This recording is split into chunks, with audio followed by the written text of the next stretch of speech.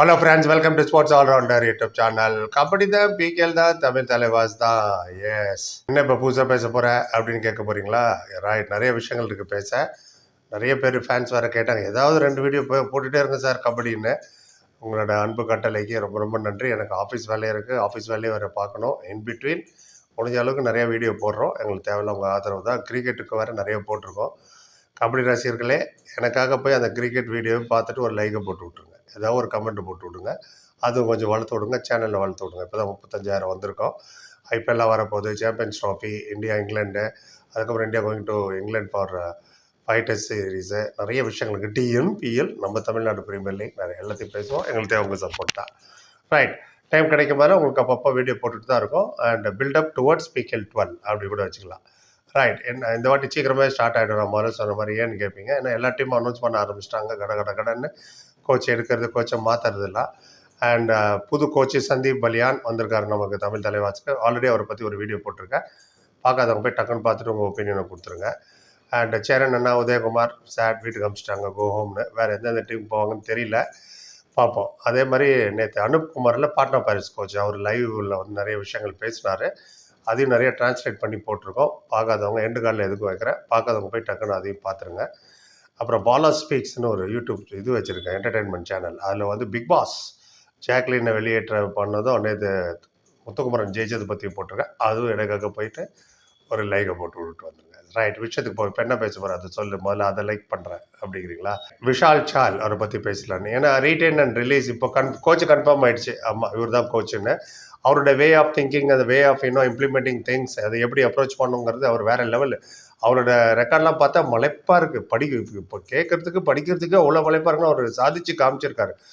பயனர் அவர் ஆகட்டும், நம்ம அஜய் தாக்கூர், ஸோ மெனி லெஜெண்ட்ஸ்லாம் இருக்காங்க. ரைட், அண்ட் இப்போது சந்தீப் பலியானும் அதில் லிஸ்ட்டில் இருக்கார். வெரி குட் பிளேயர் அவர். அண்ட் அவர் விளையாண்ட காலத்தில் அண்ட் அவர் தான் கோச்சு. இந்த வந்து எனக்கு அவரை பிடிக்கும், இவரை பிடிக்கும். அன்றைக்கி பார்த்தேன், நல்லா இருக்கா, ஞாபகம் இருக்கியா, 10 வருஷம் முன்னாடி 10 பாயிண்ட் அதெல்லாம் பார்க்க மாட்டார். ப்ரெசன்ட், லிவ் அந்த ப்ரெசன்ட்.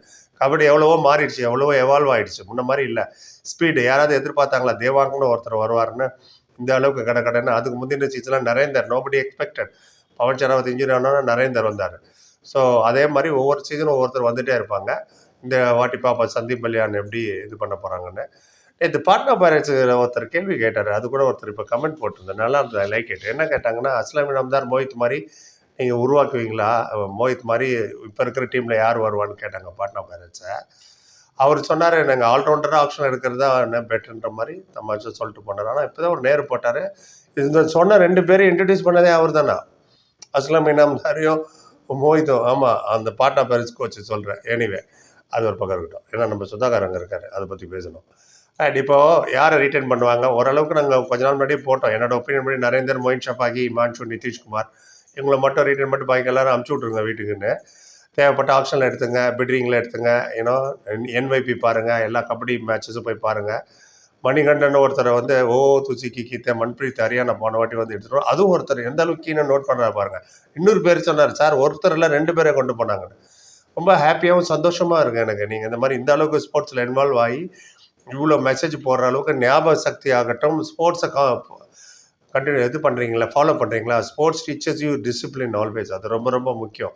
வெறும் தேவையில்லாத விஷயத்தெல்லாம் யூடியூப்பில் பார்த்துட்டு, ஏன்னா அதுக்கு பதில் இந்த 300 கோடி ஆச்சா, 500 கோடி வசூல் பண்ணிச்சா, புஷ்பா என்ன பண்ணிச்சு, பாகுபலி என்ன பண்ணிச்சுன்னு அதுவும் தெரிஞ்சுக்கணும் தான். பட் ஸ்போர்ட்ஸ் தான் உங்களுக்கு லைஃப் லாங் உங்களுக்கு கேரியரு, ஆஃபீஸ் ஒர்க் ஆகட்டும், ஃபேமிலி ஆகட்டும், எல்லா இடத்துலையும் டெசிஷன் மேக்கிங்காக ஸ்ட்ராங் ஆகணும். அது ஸ்போர்ட்ஸ் தான்.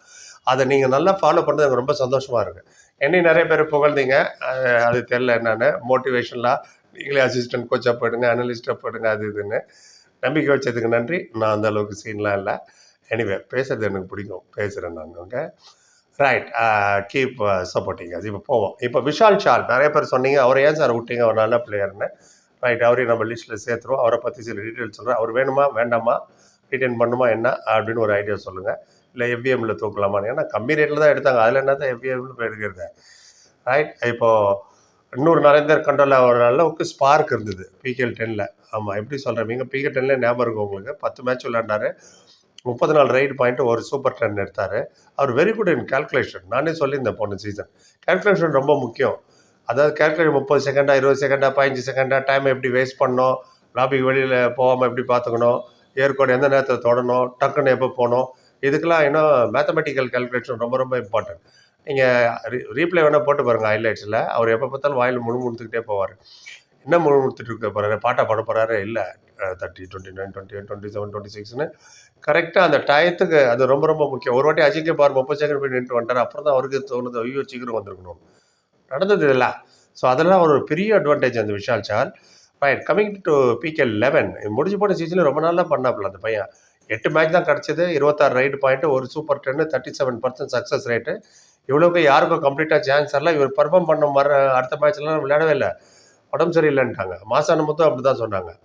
அது என்னன்னு எனக்கு புரியல. பட் இவர் மட்டும் 22 மேட்ச் விளையாண்டாருன்னா பாருங்களேன், யங், ரொம்ப agile, energetic, you know presence of mind நிறையா இருக்குது, காமன் சென்ஸ் நிறையா இருக்குது, எப்போ எந்த நேரத்தில் என்ன பண்ணணும்னு.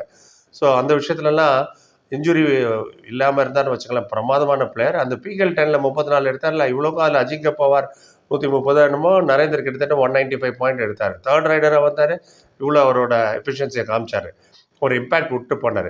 பிகே 11லையும் அவரும் நிறைய மேட்சஸ் விளையாண்டிருந்தாலும், மொயின் ஷாபாய்க்கு நிறைய மேட்சஸ் விளையாண்டா கன்ஃபார்மாக குவாலிஃபை ஆகிருக்கும். இப்போ சான்ஸே இல்லை, பெங்களூர் புல்ஸ் மாதிரி திரும்பி பார்த்தா கடைசியாக நின்றுந்தாலும் பரவாயில்ல. சான்ஸ், நல்ல சான்ஸ், கையில் இருந்த சான்ஸ் நிறைய விட்டுட்டாங்க. அதனால தான் கோச்சஸ் எல்லாமே மாற்றி விட்டாங்க. பட் என்னை பொறுத்த வரைக்கும் விஷால் சாலியா ஒய் நாட், யாரும் வெளிலேருந்து தெரியாதவங்களை எடுக்கிறதுக்கு இவர் எடுத்துக்கலாம்ல. ஏன்னா இப்போ என்வைபி விளைய ஆரம்பிப்பாங்க எல்லோரும், யாரும் எங்கே விளையாடுறாங்கன்னு. Vishal is a good buy, இன்னும் ரீட்டைன் பண்ணலான்னு நினைக்கிறேன். அண்ட் கொஞ்ச நேரம் வந்தாலும் இம்பாக்ட் விட்டு போயிட்டு அவர். நீங்கள் என்ன நினைக்கிறீங்க அதை பற்றி, உங்கள் ஒப்பீனியன் சொல்லுங்கள். என்ன தெரிஞ்சுக்கிறோம், வியூவர்ஸை தெரிஞ்சுக்கிறோம். அண்ட் பரவி பார்த்து நன்றி. Like, comment, share and subscribe. சந்திக்கிறோம். Thank you so much.